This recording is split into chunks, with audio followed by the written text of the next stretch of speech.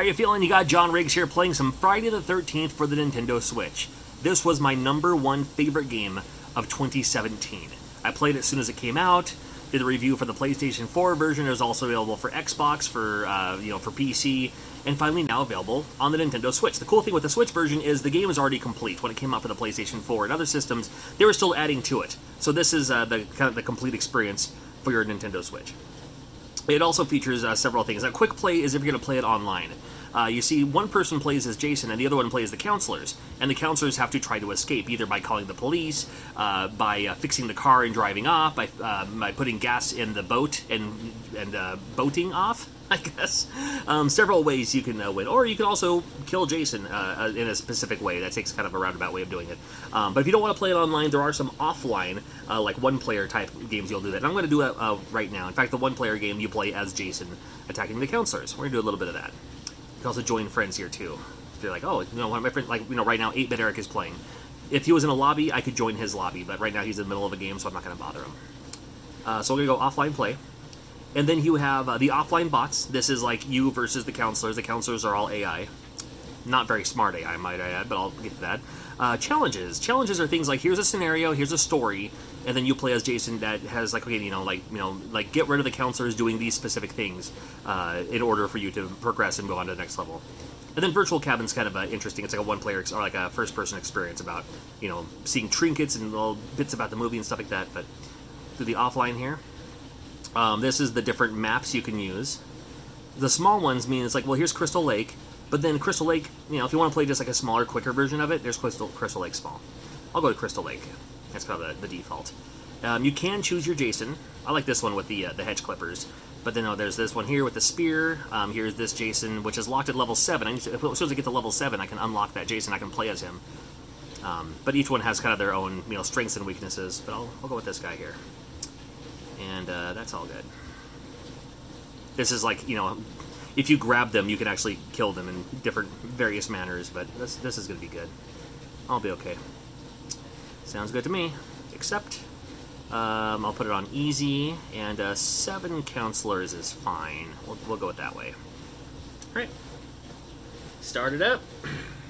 And then as Jason, you can do some special techniques too. Not only can you attack them with your weapon, but you could also grab them and either kind of give them a fatality. If you're near a let's say if you're near like a door, you can slam their head in the door. If you're near the fireplace, you can throw them in the fireplace. If you're near a window, you can throw them through a window.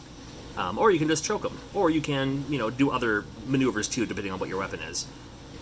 It always starts out this way, a little cinematic. Chad turns around, freaks out. They all scatter. Here I come, looking all awesome and stuff. And let's see what I can find. Now, I always start in my house, my shack. These little dots here, that's going to tell me that there's something there. In this case, it's these stilettos. Only Jason can use the stilettos. Thank you. I'll grab another one right here.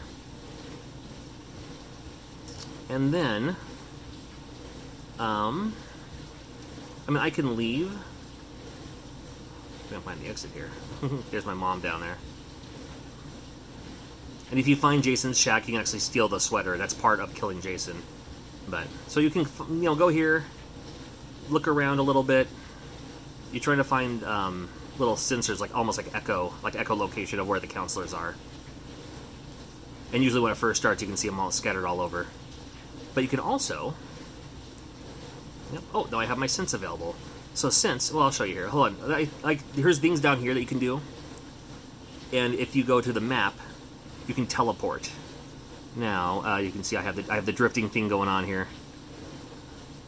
So I'm going to go right, there. Whoop, teleport. And see that little echolocation there? It's that little flashing dot. That means that there's a counselor over there. And I can kind of sense too. Oh, see that red one? That means that there's a counselor right there too. Got him. Kill him. Yep. A little fatality there. You can also attack them, but it's just easier to grab them and do that if you can. However, if the counselor has a weapon, like a knife, they can stab you in the neck, and then you have to drop them. The counselors can also fight back with weapons. They can fight back with firecrackers that get you stunned, so you have to, find another way around it. So there's one down. All right. Let's see what we got here. do my little sightseeing. Now, they're too far away, but I can still get there just fine. And as you know, with Friday the 13th, Jason loves to swim. So I can hop in the water. Now, if they're also swimming in the water, that's a pretty fun fatality in and of itself, but Jason can move around in the water pretty fast here.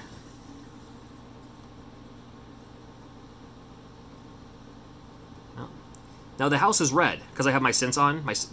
So if that house is red, that means that there's a counselor inside. However, if they're smart enough, they're going to lock the door. Bet they did. Oh, they haven't yet. Oh, this one's trying to get me. Oh, it got me. See, now I'm stuck. I can't move. But she's stupid and still staying there, so... Sorry. A little bit of that, a little bit of that. Alright. Oh, there you go. That's what you get for being dumb. Ah, and then I closed. Well, you get the gist of it all the same. Anyway, Friday the 13th, it's out right now. It has its issues, as you can see. The graphics aren't the greatest. However, they looked like that on the PlayStation 4 in the first place. I'll get back in here. But I mean, it's one of those, man, you have to play it to understand it. It becomes one of those, like, oh, I could do better next time. One more game. I just got to do one more game. And I spent many a night playing with Radical Reggie, with Joe Witter, with Sean Long, so many people, back in the day. And now there's going to be a whole new round of people playing it on this. So, like I said, this is coming out here pretty soon. Look out for it. It's supposed to look like VHS style on this opening cinematic here. But I encourage you to check it out. I'm a huge fan, and I'm looking forward to playing you on the other side. There you go. Thanks for watching.